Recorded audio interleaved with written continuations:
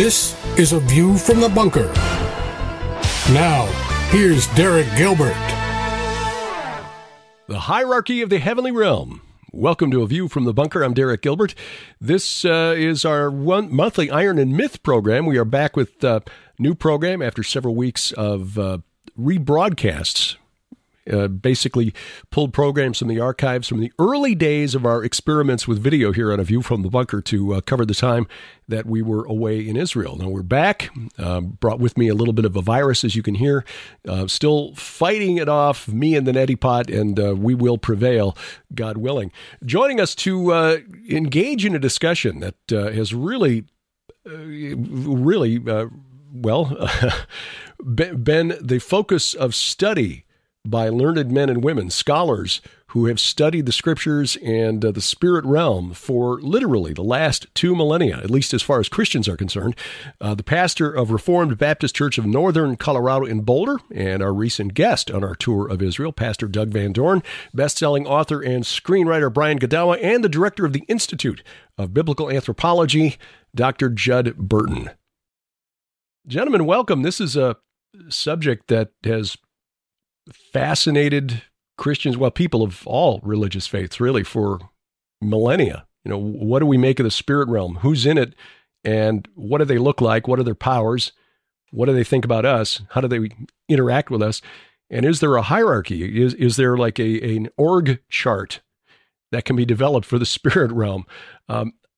Honestly, Doug, let me throw this to you as the pastor here. What is there in Scripture? I mean, what kind of clues can we get from the Bible as to the nature of the spirit realm?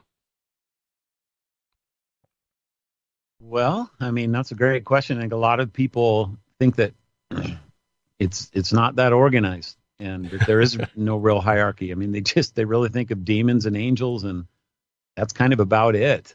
Yeah. And so, I mean, even the whole idea of the sons of God for a lot of people, that threw us for a loop and kind of opens up the door for being able to think about other kinds of things. I kind of look at it as in the other world, there's two kinds of beings. There's the human dead and there's the non-human dead. And, I suppose the human dead is maybe something we could talk about another time. But the non-human dead would have to include things like the spirits of the Rephaim, where they went into the underworld, sons of God and watchers and those kinds of things.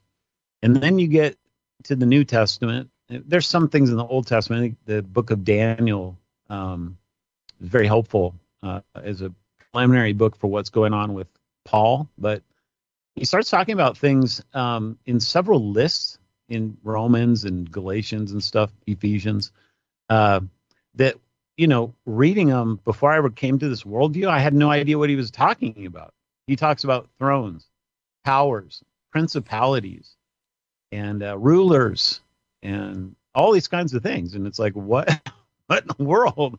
And, so I think that those kinds of lists are starting to get at, I don't know if it's necessarily a hierarchy, but it certainly is telling us about creatures that are on the other side that we don't think very often about. And like I said, I think Daniel is kind of a root for at least some of those, because the archons, usually translated as rulers, that's what the Septuagint gives us for, like, the Prince of Persia, the Prince of Greece, are these archons. And then you also have in Daniel the thrones. You'll see Paul referencing these thrones. It's like, what are those? Well, that comes from Daniel 7, where these thrones are set up in this great throne room of heaven, and the Ancient of Days is there. And so it's almost like thrones are personified as some sort of beings that are, whether they're divine council, whether they're the watchers or somebody else, I don't know. But I think that we do start to get hints of those kinds of things in the Scripture. Brian, you've done a lot of digging into this for your series, the Chronicles of the Nephilim, Chronicles of the Watchers, Chronicles of the Apocalypse. That required an awful lot of research. What did you find? Yeah, there's a couple of components. Of course, in the research, I looked at the Canaanite or Ugaritic. I don't know, how do you say that? Ugaritic or Ugaritic? I've heard it both ways. Yeah. I like Ugaritic. That's fine. Anyway, so the closest thing we have to finding a sort of, well, first of all, the ancient Near East did tend to have hierarchies, but the one closest to Israel, of course, Canaan, and the Ugaritic texts, and there you'll read the scholarship on there, and they basically say that, and they do it in comparison with the Hebrew hierarchy, heavenly hierarchy, and they basically say that there's 4 levels, 4 tiers of hierarchy in the Ugaritic, the Canaanite. And that is, at the top you have the supreme god or gods, and because this would be, of course, relevant to not just one single nation, but many nations had these varieties, But you've got, and those tend to be like in Canaan, it would be El, and they tend to be more of a figurehead, not as active, And then the second level would be the active gods, like you may have things like Baal and Asherah and such. And then the third level would be and these aren't as popular or common, and that would be the craftsman gods. And the classic case of that is Kotar Wahesis, who was this divine being that made the Baal's hammer and spear. And then the last level is the messengers, which is, be the equivalent of Malachim, in Hebrew Bible. But what Old Testament scholars tend to they find that a commonality there, but they tend to sort of say, well, the Hebrew hierarchy is more like only 3 levels. No, so you've got Yahweh at the top, and he's the supreme God, of course, and he is the creator, etc. And then you've got the mid-level, which would be like the heavenly host, the sons of God, those who surround God's throne. And in that would also be included cherubim and seraphim, which we can talk about, of course. And then the lowest level would be the malachim or messengers. And yet even within that that basic hierarchy, which is pretty loose, because obviously there are, the angel of Yahweh is a messenger, but in general, it's like there are these messengers type beings, and that we would usually call angels, right? But and then sometimes they interact within the different levels. But the several passages that deal with that. What is the Kings passage? I always forget that. Is it 1 Kings or 2 Kings? The 1 Kings. 1 Kings 22. So that's a good passage where it describes, the prophet sees the vision of God's heavenly throne, and it literally describes that, Yahweh is surrounded by his heavenly host, which is a council, and he deliberates with them, and he asks them questions, and he interacts with them. So that's that mid-level heavenly host realm where those are beings, divine beings, who actually interact and counsel with God, and then, and then they give a deliberation, and they give the messenger the task to do, and a messenger goes and does it. That's sort of the basic paradigm that I think, most people see when you're reading the text, and I think we can talk about some of these distinctions, like the angel of Yahweh, which would be Doug's purview there, I know. And then the seraphim and the cherubim, who are they? Because they're throne guardians who tend to guard the sacred, the presence of the sacred, or they operate as a kind of a, not a doorway, but gateway through which you can access the sacred, that kind of a thing. So that's why you'll see throne guardians around kings or around gods in engravings and such like that. So that's kind of the, sort of the big paradigm picture. There's a lot of little details, but that's kind of what I found. Jed, so, one last thing. And then, of course, which we've talked a lot here, is the Watchers or the, as you said, the prince. So the princes of the nations are that notion of territorial powers who are over spiritual authorities connected to the earthly authorities. Sometimes they're connected to kings, sometimes they're connected to cities, and oftentimes they're connected to nations, at least in the biblical text. And in Daniel, you see they are connected to nations, Persia, Greece. So those are territorial authorities and powers, but those would be, I don't know at what level those would be considered, but that's also another tier of authority, I think. Jed, what are your thoughts?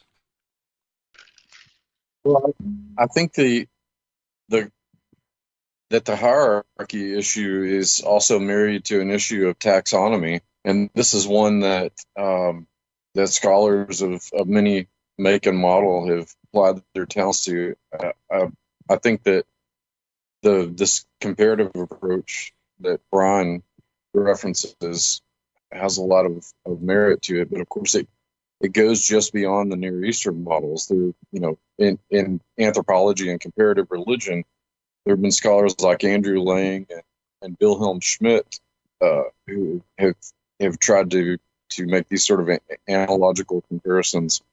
That being said, I think that one of the interesting things about fleshing out the hierarchy and the taxonomy is that we almost, in the day and age which we live in, particularly if you subscribe to a biblical worldview, we've almost got a kind of laboratory setting in which to better understand, almost in real time, the different kinds of manifestations within this hierarchy, within this taxonomy. And I'm, of course, referencing about all of the paranormal phenomena that we're witness to in the world today. So if I could bring that discussion full circle and perhaps even broader across time and space, I think that these are relevant issues to tackle, not only from the theological perspective and the sort of bare bones lay perspective, but also kind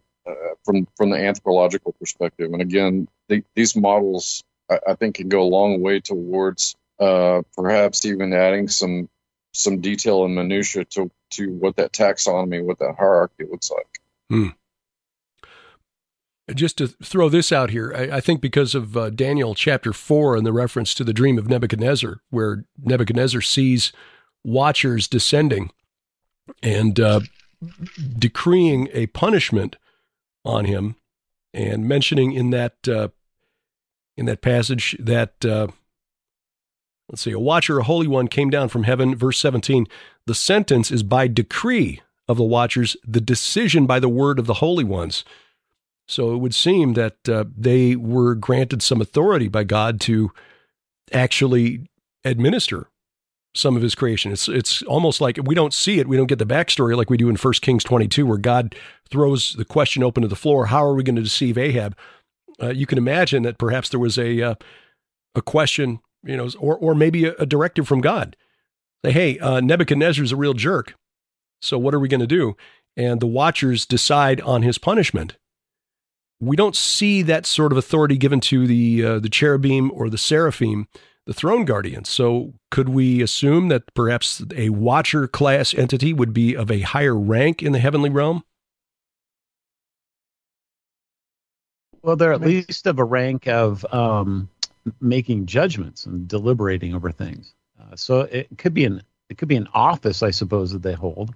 That's one of the tough things about this for me, is that a lot of these words are more functional than they are ontological. Mm-hmm. So when you're talking about a hierarchy, are we talking about just purely some entity as it's existing in the realm of its function, what it's doing? Or are we talking about something that's actually, like man is higher than beasts or something like that? Those might be two different kinds of questions. Mm-hmm. But I mean, we wouldn't see, say, one of the malakim coming down and say, the malakim have decided, Nebuchadnezzar, that you're going to go crazy for 7 years.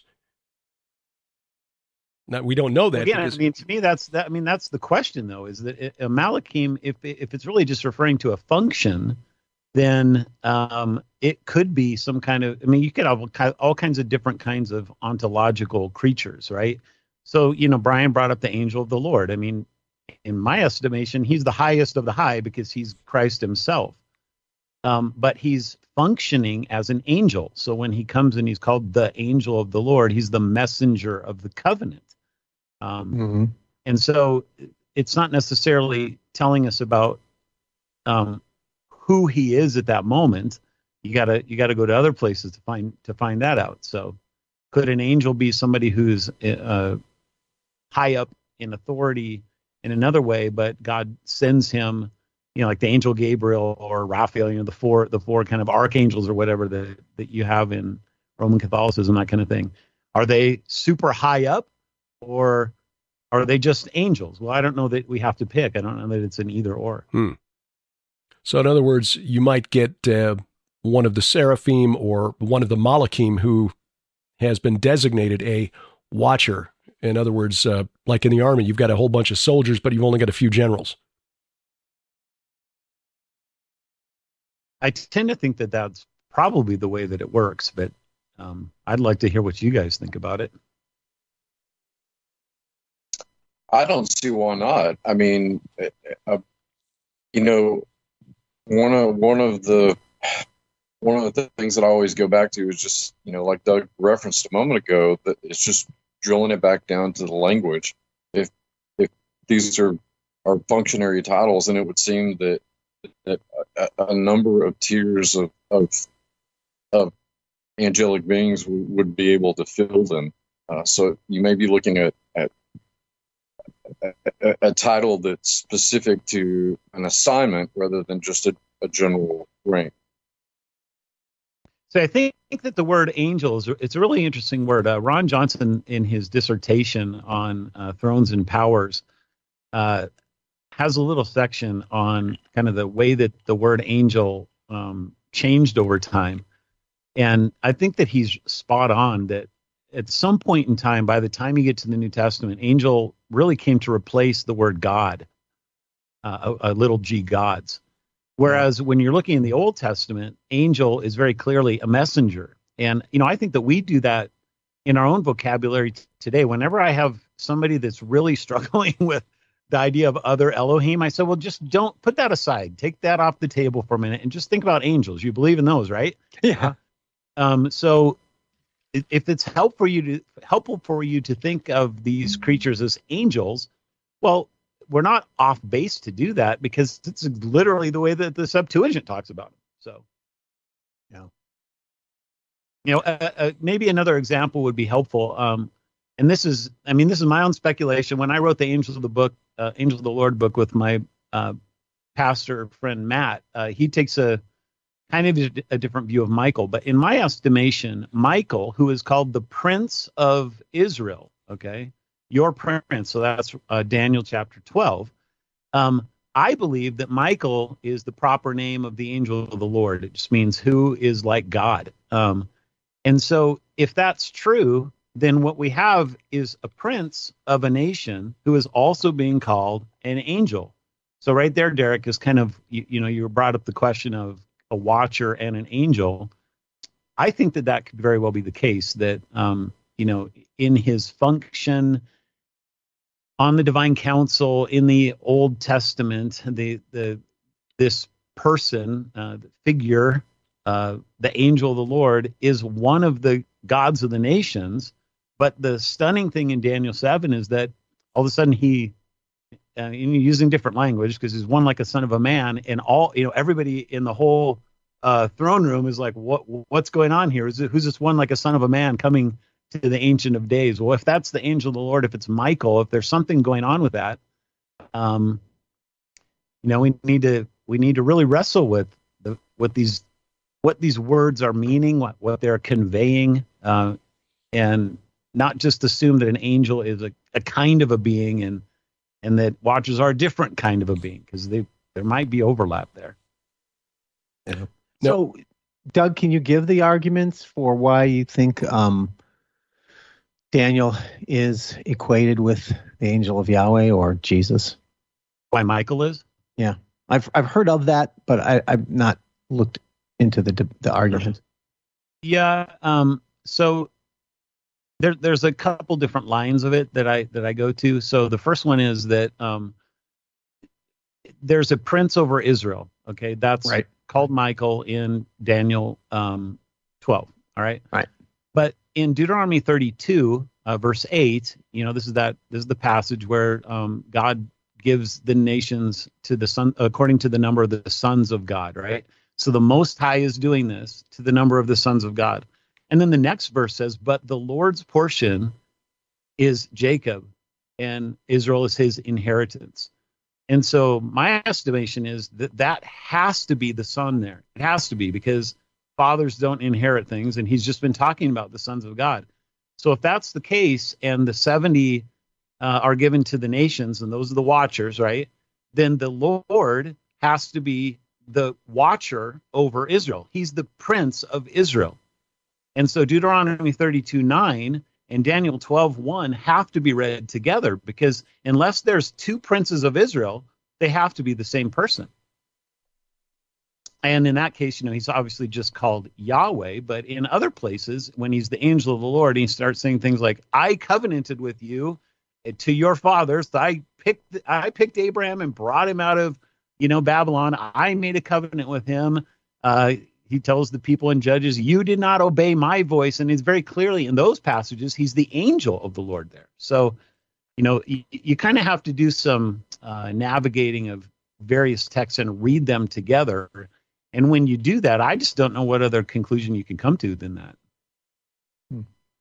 Interesting. But I know people disagree.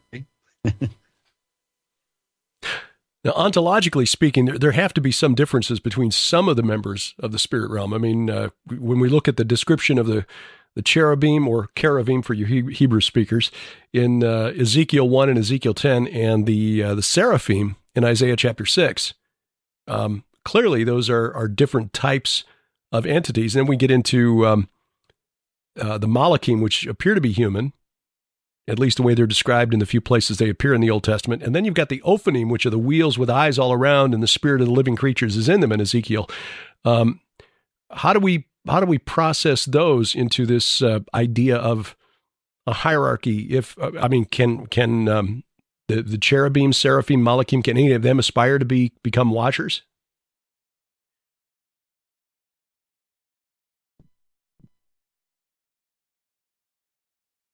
I mean, I don't know. I can keep talking if you want me to. I mean, that's a tough one. Go ahead. I mean, if you got something to say, because I don't know the answer to that. I'm just throwing that out there.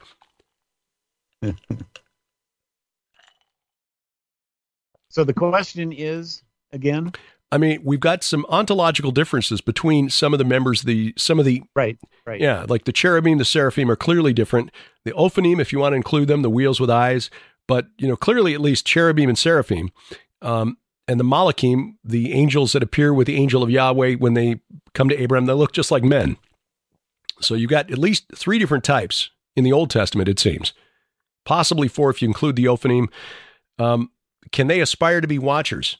Can they aspire to become princes of nations? What kind of sons of God in Deuteronomy 32 were delegated the responsibility of becoming the gods of the nations? Yeah, so again, I mean, they're called watchers, and that seems to me, again, that seems to be a function. What are they doing? They're watching over the nations. Their job was to watch over their particular nation, to lead it in justice and lead it supposedly towards the worship of Yahweh, which Psalm 82 says they didn't. So, but then we need to ask the question again about not just a malakim, which is an angel, the function of a messenger, but also a cherubim, which is the function of a guardian, or a seraphim. Is that a functional title, or is it an ontological title? To me, it's like, I don't really know. I guess thinking about Ezekiel, right? So he's describing these creatures in Isaiah too. They're describing these creatures that seem to be. I think I get where you're going with this, Derek. That they seem to be. They look different, right? Some have wings. Some are more. They don't have wings. And so, can one species go into the realm of a watcher or something? Is that kind of what you're asking? Well, yeah. I mean, if we've got these ontological differences here, and we're saying that watcher may be a job description, sort of like ha Satan, the Satan. Yeah. It doesn't mean that contrary to what we were taught in a flannel board Sunday school, there's a little red guy with horns and a tail and a pitchfork. It was a job title. So if watcher is a job title, could one of these clearly physically different forms, cherubim or seraphim, become a watcher? Or then we get into the New Testament context. Then we've got, powers, principalities, thrones, dominions. How do we parse that? I mean, do they all look like men? Do they look like, cherubim? I mean, is there a reason, for example, that in Mesopotamian iconography that all of the gods had multiple sets of horns on their hats? Yeah, horns were representative of deity. Yeah. And of power, which is, I think, relevant to this because rule and authority certainly goes along with the idea of horns. So it could be, that in the iconography, I mean, I don't know, that a horn doesn't necessarily mean that it has horns on its head. It's trying to convey some sort of a symbol of power. It could be that wings might be doing the same sort of a thing, or multiple heads, for example, the four living creatures. Mm-hmm. Do they really have four heads? Well, I think that that's actually a way of talking about it. And I mean, I don't know if I'm creating either or here or some sort of a logical fallacy, but when you have the four heads of the four living creatures, that very clearly is pointing to the four cardinal points of the zodiac, north, south, east, and west, and the Leo, the lion, and the man, Aquarius, and so on and so forth. And so, is that really meant to be taken as an entity that has four heads? Or is it meant to be some sort of a metaphor of the way that God has given us a universe, a physical universe that we look up into the sky and we see, okay, here's the way that God has set up the heavens. Here's got four cardinal points, and he's got the north, south, east, and the west, and he's got the 12 that are, main constellations that are around it. Well, all this imagery, especially in Isaiah 1 and Revelation 4 and 5, is a mirror in the invisible realm of what we see in the physical realm. And what I see in the physical realm, in terms of constellations and stuff, is they're four different things. And somehow, in the way that John is seeing the vision, he sees a creature with four heads on it. It's totally bizarre. I mean, is that really the way that it is over there? I don't know that it has to be that way, but maybe it is. Yeah, well, I mean, the symbolism of it, Revelation is such a highly symbolic book. It makes sense of at least a both and, like you're saying. Absolutely. And I do think that the cherubim are not always described the same way, too, in different passages. Right. They're not always described the same way. And as a matter of fact, too, that some believe that the cherubim, for example, in kingly thrones and stuff were more like those sphinxes, and so there's even an argument that the cherubim on the Ark of the Covenant were probably like those, right, rather than these Ezekiel beings, because the throne guardians, the way they're Ezekiel's describing them, there's clearly a symbolic component that is not just incidental. I'm agreeing with you, basically. And is it for us to in our modern world, we're obsessed with we are obsessed with ontology in the sense of and literalness and such, where we're reading this text and we need to discern, is this literally exactly how it was? Yes, it has to be. That's the general mindset that we tend to have. Whereas when you're reading literature of the ancient Near East, and particularly Hebrew literature, which is full of symbolism, they write about the actual historical events using symbols all over the place. When they're describing the events of the fall of kingdoms, you got the sky rolling up like a scroll, and the stars falling from the heavens and all this, and it's clearly talking about a historical event, but it's not saying this is symbolism or anything like that. It's describing it, but it's using those dramatic symbols to depict the spiritual reality that's going down. So this is a very common literary motif that Doug is talking about that does go throughout prophetic passages specifically, but all throughout the Old Testament. And so I think that there's a lot of merit in what you're saying with that. I do tend to see it that way, where it's probably more the meaning. I don't know, who knows what it literally looks like, but the literary text is full of meaning. And to me, it's what does this mean more than anything, not was this literally how it was? It's like, no, what does this mean? And when you see the symbolism elsewhere, you naturally bring in those components, like you said, the 4 points of the compass. That's how they thought. That's how that kind of literature would be read and understood. Whereas today we're obsessed with, all these wings and everything like that. That's literally how the creatures are. I'm not sure it's that simplified, Brian, as an artist, and somebody in Hollywood knows that whole realm and the way that artists think and the way that people are writing these movies and stuff today. I mean, do you think that we could have anything to learn from the people who are making art, that are making these movies with these fantastical creatures that maybe, we're watching it as literalists who want to see these, this is the way the superheroes, but maybe the people that are writing these stories, they're actually using the metaphors and the symbols, and they have meaning behind them that we're not even understanding. That's very significant for them. Oh no, absolutely. Could you talk about that a little bit? Yeah, well, I mean, I think that's the nature of storytelling on its most primal level. But yeah, where can I go? Well, let me say this. In my series, Chronicles of Nephilim and the Watchers and such, I'm retelling Bible stories, but I'm also integrating my imagination, and I'm using the sort of fantasy genre, so to speak, in what I write. Meaning, but it's not because I'm making up wizards and making up fanciful things that didn't really exist. No, what the fantasy genre, how I'm using it is, I'm showing this what we can't see and we don't know much about, the spiritual realm, but God says it's there and we just don't know much about it. So I'm using fantasy to create the creatures and the wild beings or whatever to communicate these theological messages, like Leviathan, that sea dragon of chaos. Was it really is it literally a dinosaur? We're modern Christians are like, that was really there. And it's like, no. Everyone wrote about Leviathan.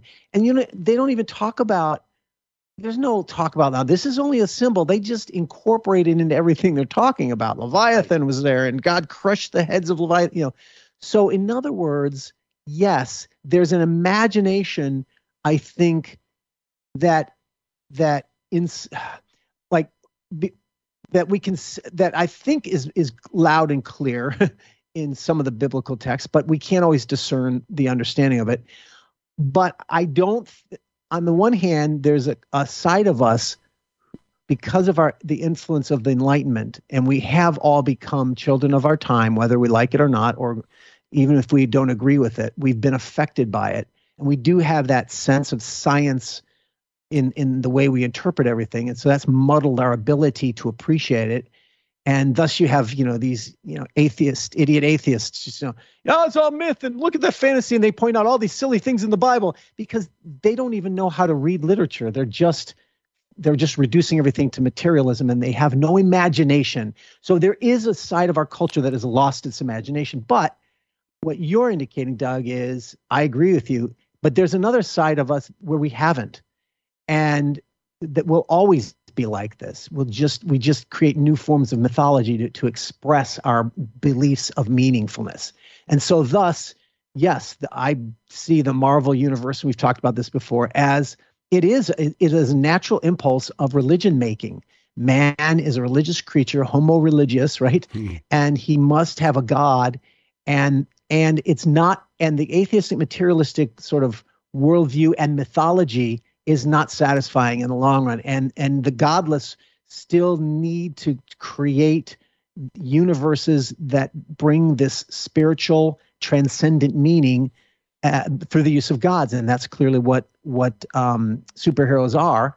And so in that sense, that is a good example of, now people can just say, we know it's fantasy, but we're just appreciating the good story and stuff. But that's not even the point. It's not there's even scholarship that argues the Greeks. Obviously, there may be some of the uneducated Greeks that did believe the Greek gods were real, right?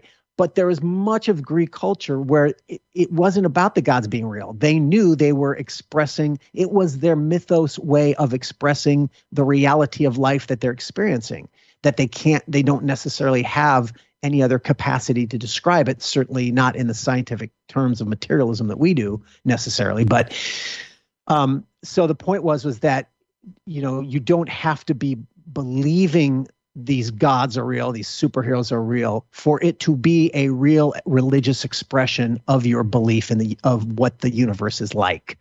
And so, yes. So that is much how modern man thinks. And rather than saying, well, that's godless man, no, that's man. Godless man creates his own gods, but godly men and women, when they are interacting with God and when God interacts with us, there's an imagination component to what they're doing. And if you believe that the inspiration of scriptures is God is like doing automatic dictation, or like magically moving the hands of the writers, that they're not really engaging their humanity, then you have a magical, superstitious view of biblical inspiration. That's not what the Bible says, and that's more like a Muslim view, where God dictates it to them. But that's clearly not what it is. But many Christians still fall under that, labor under that misapprehension. But when you understand that God's using us in our humanity, and the writers are engaging in their humanity, which involves their imagination, and thus it's not a question of like, well, what are they making up and what's fantasy and what's real? No, that's not it. It's what's the meaning of it all. And, maybe as you study things, you might discern, oh, well, this seems to be the historical event that they're talking about. But the language there is clearly, mythological. Like we've talked about this many times, the mythological connection of, even if you believe in that the fall of Lucifer is embedded in the Isaiah 13 chapter, that's not even important. What's important is when he's talking to the king of Babylon, he is referencing another pagan mythology, and he's mocking the god using that pagan mythology. In other words, the writers of the Bible are incorporating all this stuff that's around them, and which makes it, makes hermeneutics a complex issue. But maybe I hope I'm not confusing things more. But this is where the imagination does come in to interpreting these wild things. But I do think there's limits to what we should be careful to be aware of, where we're speculating beyond what the text is saying. So let me explain why I wanted to go down this bunny trail, to get back to Derek's original question of whether or not a seraphim or a cherubim could become a watcher or something like that. The reason I did that is because, and you have to kind of be with, just this is where I'm at, and people disagree on this, but let's go to like Genesis 1 for a minute. And God making man in his own image. Let us make man in our image. That kind of like that duality.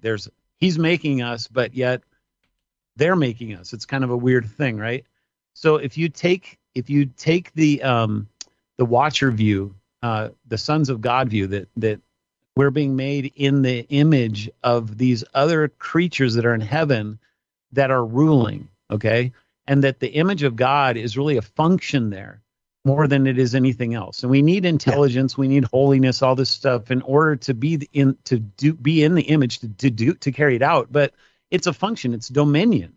I mean, I really think that that's what Genesis 1 is telling us. And so if we are the analog of what's in heaven, okay, and we're made in the image of God here, and we're being made after the image of something else that's created in the heavenly realm, those would be the sons of God, because we're sons of God here, they're sons of God up there.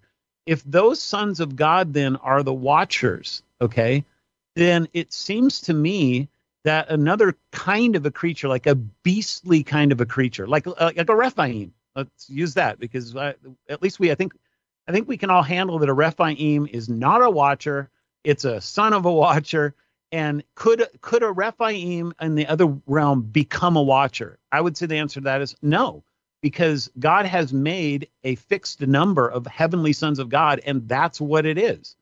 Whether he punishes them, destroys them, whether they stay loyal or don't stay loyal, it's not like there's a moving category of, well, you're out, but this other kind of creature is now in because he really attained to it or something like that.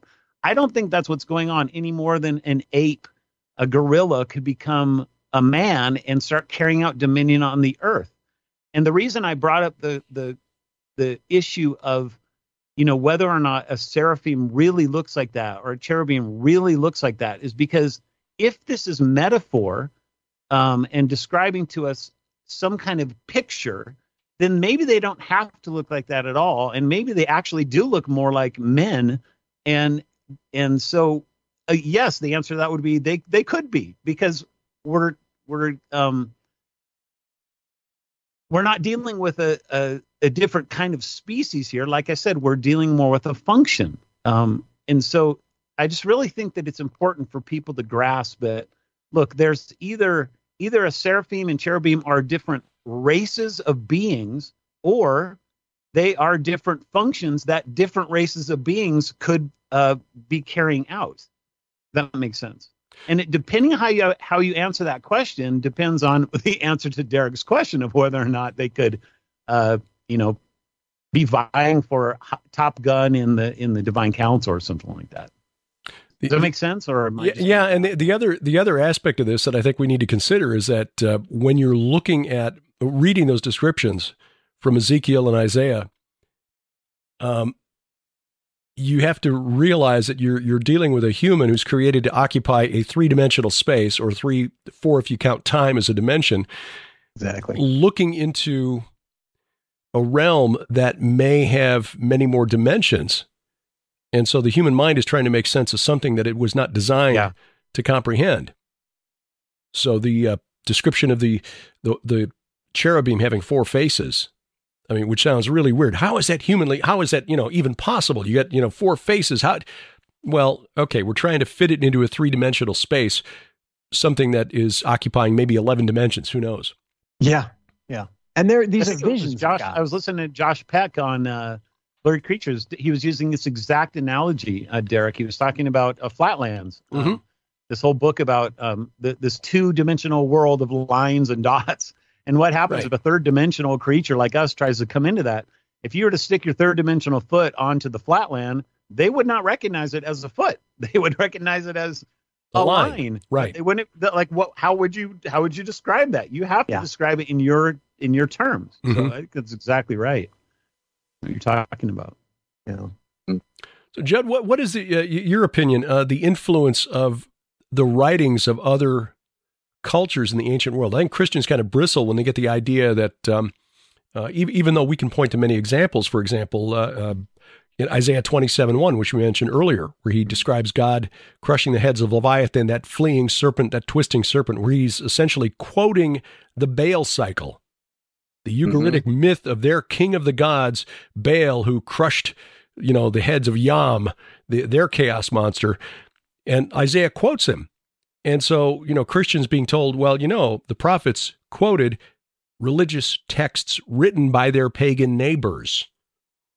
And, Christians be like, whoa, that can't be in the Bible. Well, yeah, it is. Yahweh, the rider on the clouds, another reference to the Baal cycle. And there are other examples that we'd point to if we wanted to dig a little bit. How do we parse that then? If we're trying to understand the nature of the spirit realm, why would God then use the imagery that the pagans used to describe their gods, seeing as how these are false, fallen entities? Why would God even use that? Well, for the first point that occurs to me is that one of our biggest hindrances in knowing the biblical world better is to, and this was sort of you referenced the felt board in Sunday school, training that all of us or most of us are privy to.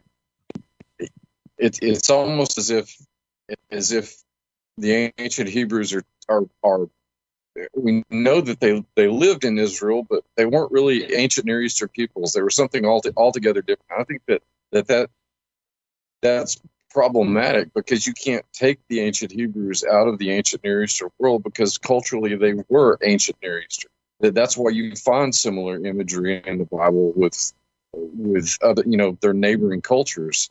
So that's really the first jumping off point. I think that people, we should be comfortable with, but we're fighting against things like the lack of biblical literacy and the downturn of biblical literacy. But I think that that's a step towards better understanding why there are references to, these neighboring ancient literatures that the Hebrews, writers and prophets would utilize, because it was an imagery and a language that the Hebrew people would have understood because they encountered it on a daily basis. And by way of analogy, one of the things that I talk about in terms of holidays that we celebrate now that some people think are just altogether useless and pagan, like Halloween or Christmas and Easter. Since we just passed Easter in particular, but things like Christmas and Easter. Yes, there were pagans that utilized that time as well, but who created time in the first place? Who created space in the first place? It was Yahweh. That's all God's. It was all His to begin with. So by way of analogy, the imagery that's utilized in the Bible was God's to begin with. I mean, we're through the lens of the Bible, looking at these neighboring ancient literatures and culture to the ancient Hebrews. We're getting a kind of we're getting almost a perspective that God has on. Well, it really is a perspective that God has on what these fallen entities are, what their natures are. And as Brian pointed out, you can't divorce that from the symbolism and the idiom of the language and the nuance that would have been understood in that world. And that's another challenge that presents itself in the study of these kinds of things, for everybody from the layman to the scholar. So I think that at the end of the day, we have to remember that we can't remove the ancient Hebrews from this world, and that helps us understand the kind of imagery and references that you pointed out, Derek, to these neighboring mythologies and cultures. So God took the Hebrews right where they were and didn't say, now, before I explain this next part to you, I've got to disabuse you of some of the notions you might have picked up from the Canaanites. Yeah, right. Well, this is really important because this is obviously this is an important hermeneutical issue that all of us have been driven by, and understanding it's changed us in the ability to interact with the pagan surrounding cultures, right? And to utilize that knowledge as a means of understanding the Bible more clearly. And I've been getting a lot more. I've seen critique of our viewpoint. I've even heard it in relation to Michael Heiser, because he's the one that has the sort of the scholarly, standard that people would take more seriously to try to debunk. And the big arguments that they bring up basically tend to be sort of like, well, yeah, that view is you're exegeting paganism, not the Bible. And the Bible, one of the hermeneutical principles is let Scripture interpret Scripture, which is a priority in interpretation, sure. But what they mean by that is when we go outside of the Bible, say, well, look, there are watchers in other texts. There are these kinds of beings or this kind of language in these other texts, and they say, such as sons of God, right? Where they make the argument that sons of God are just human beings. So for you to draw from outside the Bible as part of your argument of what sons of God mean, it's a common notion, right? Then that's illegitimate. But the problem is, there's all kinds of problems with that. But But I think one of the biggest things for those very people who tend to feel like you can only interpret the Bible from within other Bible texts and you can't make any references to outside of the Bible text for understanding. And these aren't just ignorant fundamentalist types. These are, Reformed scholars. I've seen, very intelligent, and even people I respect. I'm like, oh my gosh, they're making this argument. And I understand where it's coming from. They're afraid of the corruption of paganism, syncretism, right? But like to me, it's like one of the things I like to explain is like, do you know anything about Bible translation? I mean, there's so many words, including watcher, right? That they're not even sure what they mean in the Bible, and it's drawn from cognate languages like Ugaritic and Aramaic. And it's like, the English text you're reading is actually only able to be understood English, translated into English, because you're referencing other pagan languages that have whole word systems and meanings that they're drawing from. So even the act of translating into English is doing the very thing that you say we shouldn't do. So you can't even read your English Bible by your own standard, And that's important. I mean, that's an important thing to understand, because it was the thing I feared when I first started down this road.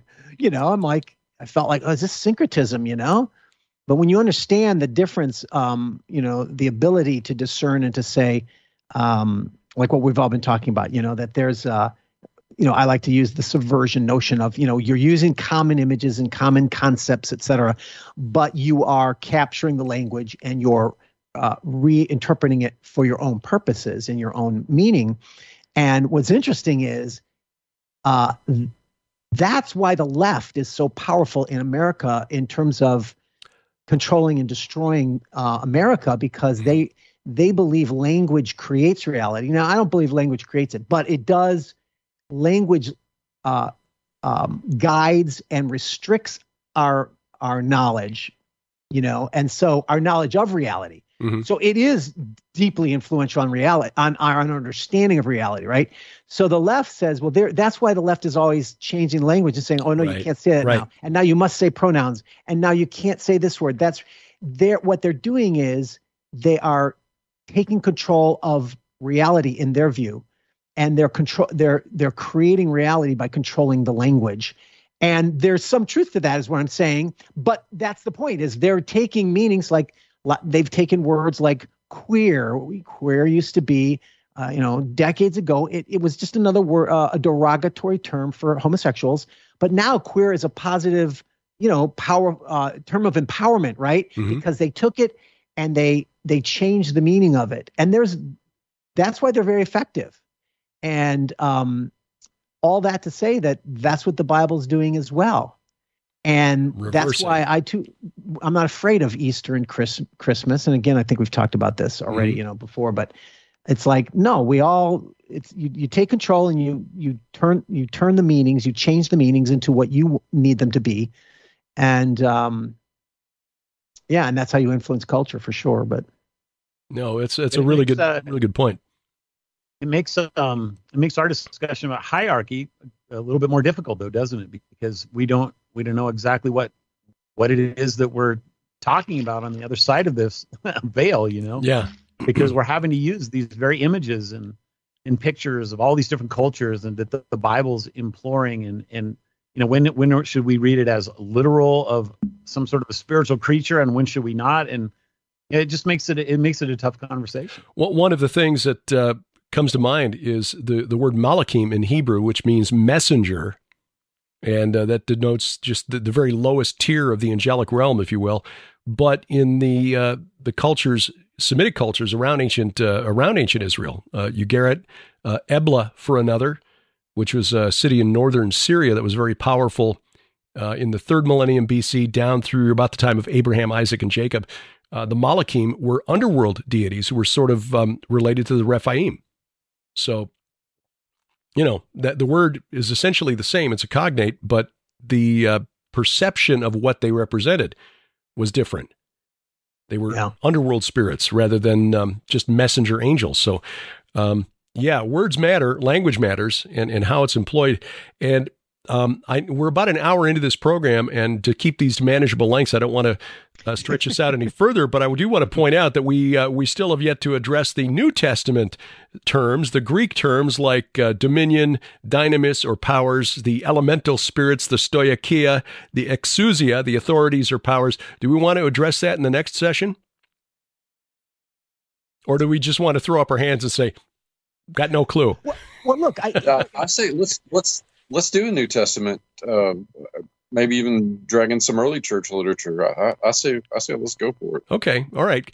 Because we get some very interesting things there too. Because we get the references in Jude and 2 Peter to the glorious ones who are blasphemed against. That could be an interesting speculation. Of course, we get the cosmocrators, only mentioned once, the world rulers or cosmic powers of Ephesians 6:12, and then you get those elemental spirits that Paul mentions once in passing. So what are they? So we can kind of, I don't have any doubt that we can probably do an hour on that in our next session. Any closing thoughts that you want to leave to kind of put a bow on things? Because I'm out of material at this point, but anyone who wants to speak up here to put a wrap on this, the floor is yours. I mean, just, yeah, go ahead, Judd. I was going to say, I think we've all pointed out to one degree or another the challenges and problems to addressing the meeting out and the fleshing out of a hierarchy. But it's still worthwhile.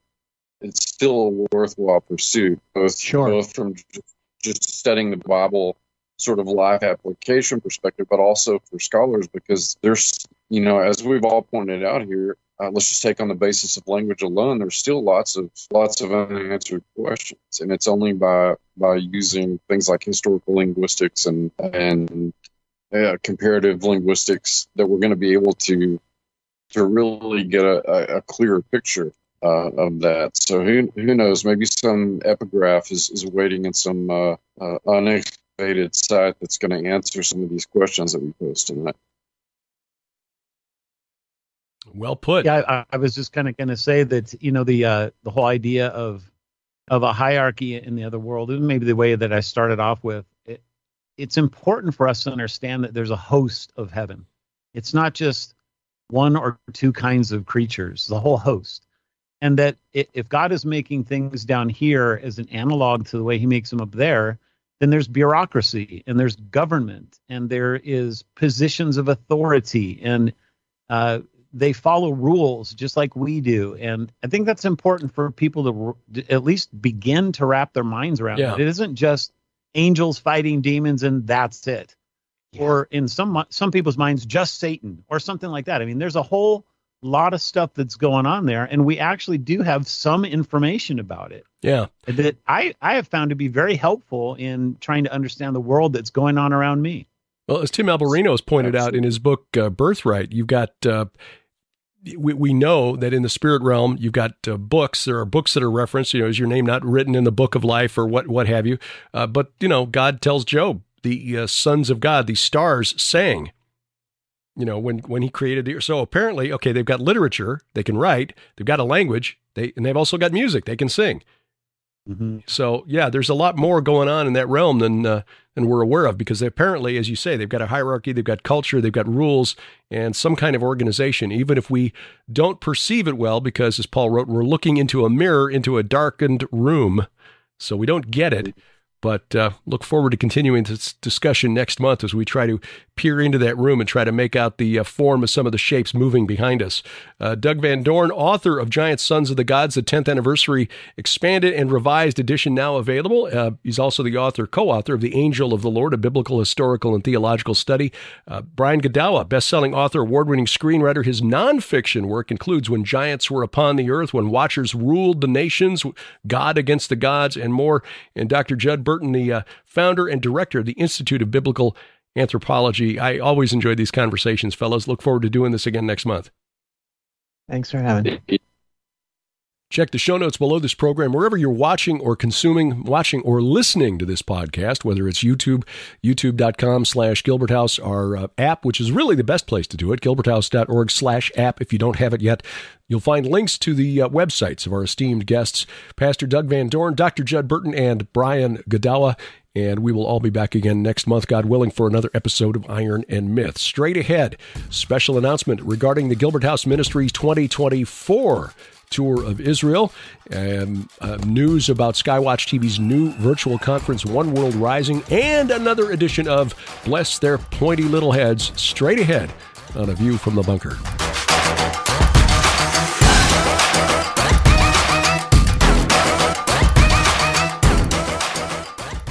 Thousands of years ago, giants walked the earth. They are long gone, but their spirits remain. The evidence is there for those with eyes to see. Megalithic tombs, monuments aligned with the stars, and the words of the prophets and apostles recorded in Scripture. Now, see this evidence for yourself as Derek and Sharon Gilbert take you on a tour of the Holy Land with special guests Pastor Carl Gallups and Messianic Rabbi Zev Porat. From the mountain where the story began to the mountain where it all ends. Wars of the Gods, Volume 2, Search for the Rephaim. Available now in DVD and HD streaming video. Online at gilberthouse.org.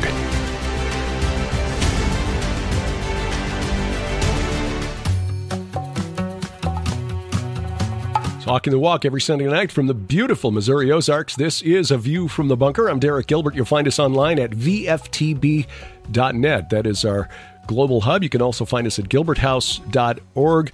That is sort of the web hub for everything that Sharon and I do. On social media, it's at View from Bunker, or my personal Twitter account at Derek Gilbert, and that's DEREK, by the way.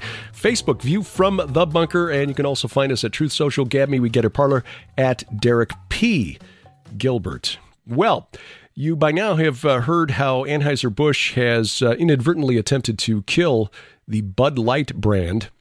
This was not an intentional thing, apparently, but the new marketing vice president for Bud Light, which is, at least as of this recording, still the number one beer in America, but that is a status that we don't know how long it will hold, because it has really taken a hit in recent days because of its decision to promote a young man, 26-year-old Dylan Mulvaney, who is proudly proclaiming that he's been living for a girl, as a girl rather, for 1 year. Now, I don't want to mock Dylan Mulvaney, because he is a symptom of what's happening in our society. And this the bigger picture issue here is that the ancient spirit known to the Sumerians as Inanna, to the Babylonians and Akkadians as Ishtar, to the Canaanites as Astarte, to the Greeks as Aphrodite, the Romans as Venus, and by many different names through many different cultures throughout history, even to some as Queen of Heaven in the Bible and even in the modern era, sadly. She is, you could make a very strong case that she is the spirit of the age, because her followers 5,000 years ago were cross-dressing. You could even say transgender, because there are ancient Sumerian hymns that praise Inanna for being able to change men into women and women into men. And sometimes she decided to manifest as a man rather than as a woman, which is why she was the god/goddess of mindless, bloody violence and sex. Not love, but just wanton carnality.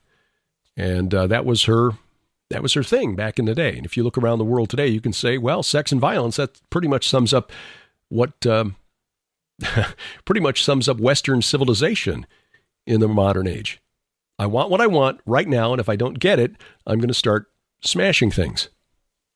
Well, Dylan Mulvaney has managed to attract enough of a following that he has put about $1.5 million in the bank with endorsements, not just from Bud Light, but also Kate Spade, a line of women's wear, Nike, which has got women's athletic wear now.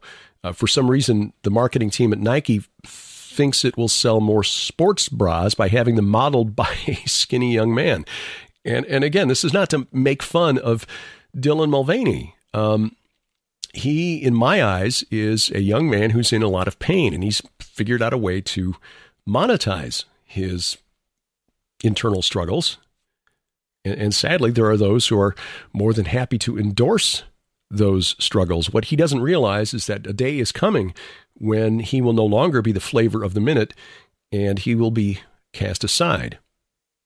Now, we've seen some rather over-the-top responses from conservatives who are not impressed with the Bud Light endorsement. For example, Kid Rock took several cases of Anheuser-Busch products and promptly shot them up with his rifle. Made for good clickbait, but it really doesn't help the situation, and certainly feeds the narrative that transgender individuals are being fed that the rest of us want to kill them, to literally commit genocide against them, which is not true. But it may have some explanation, some explanatory power behind people who are suffering from gender dysphoria, taking out their anger, their rage, and their pain on other people. Case in point, the murder of 6 individuals at the Christian school in Nashville recently. This, sadly, is an agenda that is much bigger than Dylan Mulvaney, and it is going to continue because of a new social credit score that is being used to grade America's largest corporations. It is called CEI, the Corporate Equality Index, and CEI is overseen by the Human Rights Campaign, which is the world's largest LGBTQ plus political lobbying group. This was launched back in 2002, but it has really picked up momentum here in recent years because it is a small subset of the larger DEI, or rather ESG, investment strategy, which is environment, social governance, or governance. Anyway, it's basically a way of trying to enforce a certain type of corporate responsibility on America's largest corporations. Environmental, social, and corporate governance. That's what ESG stands for. And that is being pushed by the world's largest investment banks like BlackRock, Vanguard, and State Street Bank. Now, if you're wondering why corporations are ignoring the truth, the observable truth of the mantra, get woke, go broke, it's because of ESG and the fact that BlackRock, Vanguard, and State Street Bank, who are pushing these guidelines, are among the largest shareholders in America's largest corporations, including Nike, Anheuser-Busch, and Kate Spade, all sponsors of Dylan Mulvaney. So as long as these very large shareholders in these corporations are promoting ESG scores, a subset of which is this new CEI, Corporate Equality Index, you will see corporate boards making decisions to please Vanguard, State Street Bank, and BlackRock rather than their shareholders and their customers.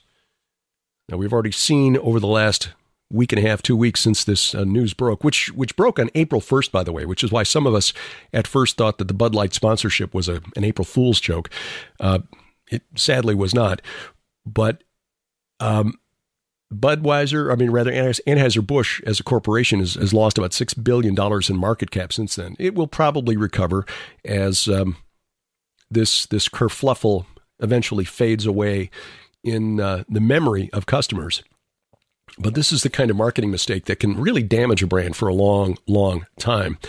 And it certainly is within the right of people, like Kid Rock, to do what he did. But just remember, these people who are being used, like Dylan Mulvaney, who, whether he realizes it or not, is just a pawn in a much bigger spiritual game. I mean, remember, we wrestle not against flesh and blood. He will find himself on the scrap heap of history before too long. And unless there are Christians who are willing to open their arms to him and say, you know what? You're welcome in our congregation. We will share with you the love of Jesus Christ, and we'll also explain to you why, lovingly, Jesus Christ, from the beginning, created he them male and female. But we're willing to love you, listen to you, and find out the root cause of your outward display. And to be quite honest, Dylan Mulvaney's caricature of women, of womanhood, is a mockery of what womanhood is about. He's not in a place right now, I don't think, where he will listen to that or hear it. Certainly not while he's banking $1.5 million a year in corporate sponsorships. But again, there's a bigger game at work here. And the principalities and powers behind the scenes are using people like Dylan Mulvaney as human shields in this spiritual war. So while Dylan Mulvaney is laughing all the way to the bank, all we can say is, bless his pointy little head. Got a couple of events to tell you about. Skywatch TV's next virtual conference is now live. You can access it instantly at defenderconference.com. It's called One World Rising. My presentation deals with the World Economic Forum and its Build Back Better campaign, the Great Reset Initiative. I explain why it should actually be titled Build Back Babel, because that's more accurate. And really what they're trying to do is turn the clock back about 5,000 years. Other presenters include Dr. Tom Horn, of course, Pastor Carl Gallups, Ryan Pitterson, Dr. Judd Burton, who you just saw in this program, Troy Anderson, Colonel David Giammona, Zach Drew, Dr. Mike Spalding, Dr. Igal Gurman, Kenny C., Vicki Joy Anderson, and more. In fact, all of those people I just mentioned have all been guests on A View from the Bunker. Now, in Tom Horn's case, it's been quite some time, but you go back far enough in the archives and you'll find them there. Anyway, you can find out more online. Not only do you get access to more than 24 hours worth of new video content, you get access to all 6 Skywatch Films full-length feature documentaries. It is well worth the information, well worth the cost, and you find out more online and register. Get instant access for 90 days. Watch in the order you choose to watch at defenderconference.com, defenderconference.com. Coming up in less than 2 months, Sharon and I are going to be back at His Call Ministries. We're doing another weekend workshop. This will be June 9th through 11th of 2023 at the Midwest Regional Apostolic Center. The Glory Barn, they're calling it. It has been under construction for a while. This is in Sparta, Missouri at the Finley River Ranch. His Call Ministries, Alec and Ginny Wade, wonderful people. They've treated us like family both times we've been there. They've hosted the women of Skywatch TV for a couple of women's conferences since then, and they also have just been extremely well received. This is kind of an intimate gathering. They've got space for about 100. So if you're interested, get in touch with His Call Ministries right away and reserve your spot. HisCallMinistries.com. Again, we'll be there June 9th through 11th of 2023. And more information and registration at HisCallMinistries.com. We'll be out in the Dayton, Ohio area, Brookline, Ohio, that is, for the Go Therefore Conference, the last weekend in July 28th through 30th of 2023. And I didn't update my my little notes here as to who the speakers were, but the speakers list for the Go Therefore Conference this year is really, really remarkable. We will be there along with, and it's in PDF format as I'm bringing it up. But here we go. Coach Dave Daubenmeyer, Kenny C., Pastor Casper McLeod, Vicki Joy Anderson, L.A. Marzulli, Thomas Dunn, Dr. Michael Lake, Dr. Greg Reed, Dr. Sherry Tenpenny, David Hevner, and, of course, Dr. Mike Spalding, the coordinator of the conference. You can find out more at GoThereforeConference.com. It's a great facility for the conference. Don't miss it. GoThereforeConference.com, July 28th through 30th of 2023. Skywatch TV's tour of Turkey, October 18th through November 3rd. Those dates probably going to have to be pushed back a year. We're still waiting on confirmation from the travel company. If you're interested, you can find out more at our website, gilberthouse.org/travel. But because of the way the infrastructure was smashed, it's not likely we will be out there this fall, but we will let you know about that as soon as we can. And our tour of Israel, the Gilbert House Ministries Israel Tour 2024, March 31st through April 9th of 2024, with an optional 3-day extension to Jordan, and our special guest next year, Timothy Alberino. He was gracious enough to have us accompany him for the True Legends tour of Sardinia, the tombs of the giants, back in 2018. We're now returning the favor in 2024 to bring him along with us to Israel. We will see sites that most tours do not visit, such as Gilgal Rephaim. We plan to visit the Shamir dolmen in 2024. This is the big daddy of dolmens in Israel. It's got a 50-ton capstone. The tabletop stone on this dolmen, estimated at 50 tons. We checked it out early in our most recent tour, went a few days ahead of the tour and found that, yes, it is accessible for tour groups. So we are planning to put that on the tour for next year. And of course, we'll see the places you want to see. Caesarea Philippi, the base of Mount Hermon, the city of Jerusalem, the old city, the Temple Mount, God willing. We were able to get up there again this year, which is just an incredible thing to be right there on the Har Moed, the Mount of Assembly, which is where Armageddon will be fought, or at least that is the prize that the opposing armies will be fighting for. Find out more and reserve your spot for our 2024 Israel tour. You can find us at gilbertsinisrael.com. Easy to remember, gilbertsinisrael.com, and we pray we see you in the Holy Land in 2024. If you get a spare moment, we appreciate always if you take a moment to leave a review at Apple Podcasts, Google Podcasts, Amazon Music, iHeartRadio, Spotify, Spreaker, Stitcher, YouTube, or wherever fine podcasts are sold. And of course, you can give us a thumbs up, a like at our Facebook page at View from the Bunker on Facebook. Our announcer is DC Good, and A View from the Bunker is a production of Gilbert House Ministries, released under Creative Commons Attribution, Non-Commercial, No Derivatives 4.0 International License. Remember, we wrestle not against flesh and blood. I'm Derek Gilbert, and this is A View from the Bunker.